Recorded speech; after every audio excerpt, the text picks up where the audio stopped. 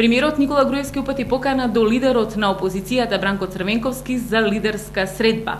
На средбата председателот на СДСМ Бранко Црвенковски одговори: Република Македонија на патот за остварување на своите стратешки цели во ниту еден момент како држава не смее да ги поставува под знак прашање основните цивилизацијски достигнувања и демократски развој, кои представуваат столб за секоја модерна и интегрирана држава.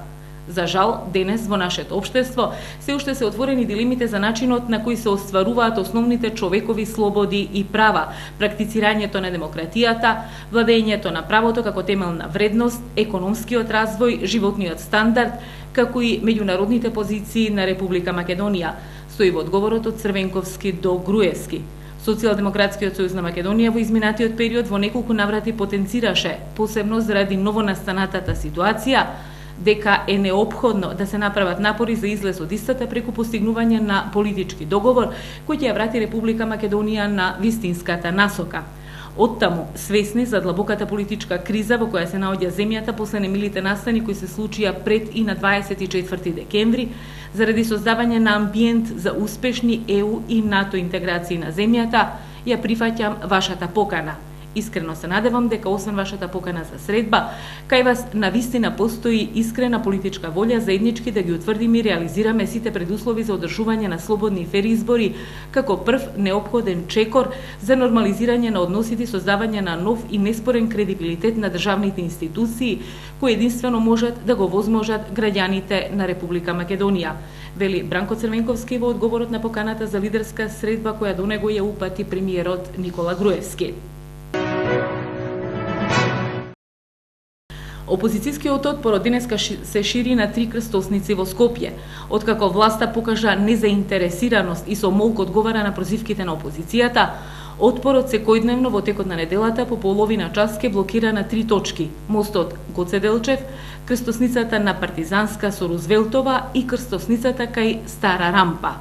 Со новиот начин отпор против режимската власт, опозицијскиот фронт ке се обиде да ја анимира јавноста и да ја натера власта на диалог и надменување на политичката криза, која што се промовираше со насилство и инциденти во парламентот и која ја произведе ВМРО-ДПМНЕ.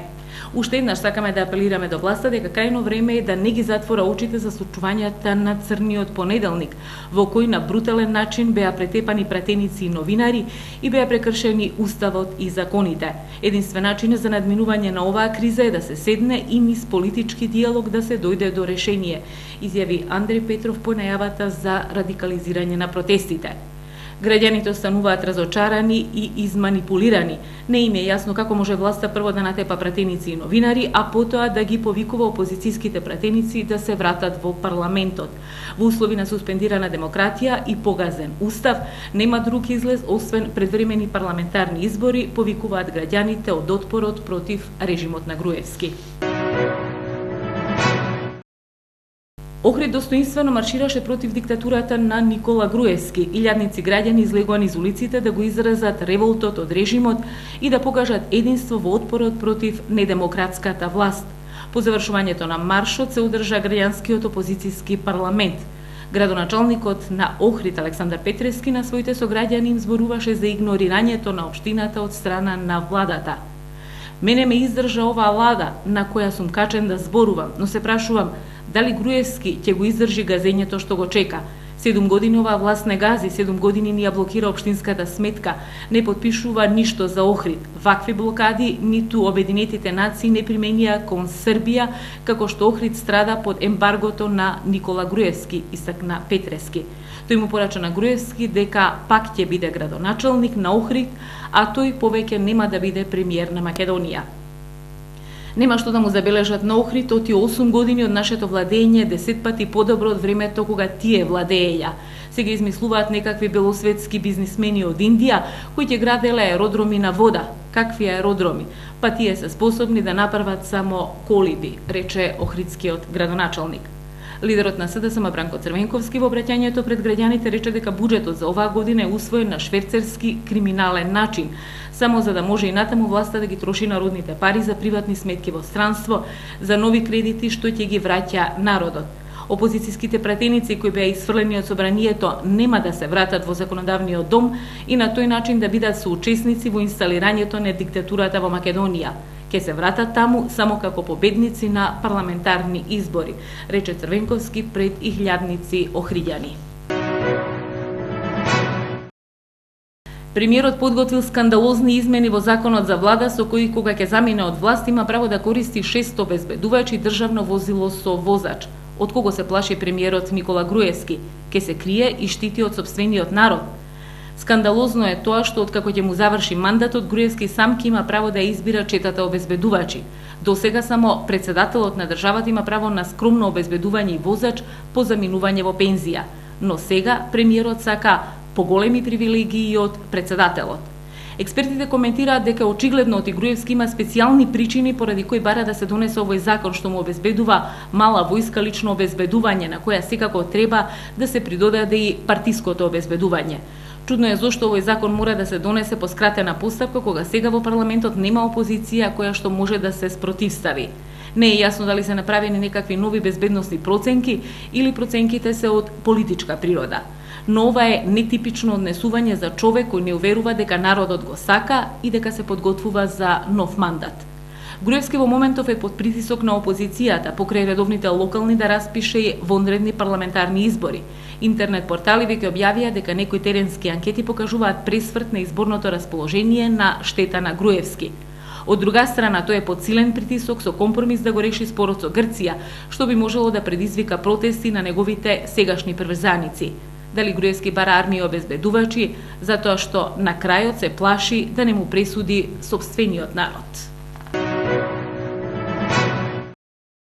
Диктатурата повторно ги активираше режимските платеници, лажните жртви на транзицијата, чија задача е по секоја цена да се оцрни опозицијата и да се оттргне вниманието од недемократското владење на Груевски и на неговите послушници. Лажните жртви на транзицијата, како и многу пати досега се ставија во служба на режимот и со лажни конструкции, се обидуваат да ги измамат граѓаните и да го ослабнат отпорот против диктатурата на Никола Груевски. Една од основните карактеристики на секоја диктатура се обидите на власта јавноста да ја преокупираат со состојбите и критики кон опозицијата. Како и во секоја диктатура, и овој режим има потреба од вакви платеници, за да ја занимава јавноста со опозицијата и да го оттргне вниманието од катастрофалните состојби во државата. Во секоја ситуација во која режимот се соочува со критика или со протест, тој ги активира платениците, манипулантите од изгор приватизација, инстанс синдикатите составени од режимски послушници, лажните земјоделци, тутунари, жртви на транзицијата, режимските актери и уметници, само за да се задуши протестот против погубните политики на Никола Груевски. Токму за тоа служат овие платеници од кои дел се на улиците, а дел седат во режимските медиуми и служат како мегафони во одбрана на диктатурата. Груевски е свесен дека отпорот добива на сила, го ваѓа паника и затоа посегнува по режимските платеници. Никола Груевски натаму бега од дебата и соочување со сите кои не размислуваат како него и гостува само на пријателски интервјуа во емисиите на режимските мегафони. Таму тој не само што си дава какви сака одговори, туку режимските полтрони не се осмелуваат ниту да му ги постават вистинските прашања. Слободна Македонија ги издвои 5 основни прашања на кои Груевски нема одговор. Прашање број 1. Зошто се дозволи буџетот да биде донесен надвор од сите процедури со кршење на уставот, законите и собранискиот деловник? Груевски нема одговор на ова прашање затоа што знае дека тој и неговите послушници ги погазија сите демократски процедури и го фалсификуваа буџетот. Тие спротивно на собранискиот деловник ја суспендираа работата на Комисијата за финансирање и буџет, а Трајко Велјановски надвор од сите процедури го врати буџетот во владата и закажа пленарна седница која не смееше ниту да се одржи. Режимот свесно и плански го прекрши уставот уште пред настаните на 24 декември, а злоупотребата го достигна својот врв кога опозицијата беше насилно отстранета од собранието при обид да го заштити уставот и да го спречи газењето на демократијата. Прашање број 2. Зошто на 24 декември, без соодветна постапка и без двотретинско мнозинство, како што налага законот, новинарите беа насилно избркани од собраниската ложа, кој ја понесе одговорноста? Груевски не одговара на ова прашање затоа што и поречиси 1 месец од случувањата во собранието не е јасно кој го нареди скандалозното бркање на новинарите од собраниската сала. Ниту Трајко Велјановски, ниту Гордана Јанкуловска не понеса одговорност за овој недемократски чин кој го изврши режимот за од јавноста да го скрие тепањето на опозицијските пратеници. Прашање број 3. зашто беше употребено насилство за исфрлување на пратениците на опозицијата од собранието без соодветна постапка и процедура и зашто седницата не беше одложена со цел да не се употреби насилство. Груевски бега и од ова прашање, затоа што е свесен дека неговиот режим направи црн преседан, досега невиден во демократската историја на Македонија. Режимот имаше начини да го избегне ваквиот развој на настаните, но сепак се сврте кон својот омилен метод насилството. Потепањето на пратениците, собранието целосно го изгуби својот легитимитет, а демократијата во Македонија беше погазена и понижена. Прашање број 4. Кога веќе режимот се однесува како да не е прекршена процедурата, законот и уставот, зошто истата пракса не ја примени со законот за бранители, кој ДУИ го блокира со месеци? Ако режимот се води според истиот аршин, треба да ја прекине расправата во Комисијата за труд и социјална политика, каде законот за бранители е блокиран со 15.000 амандмани на ДУИ.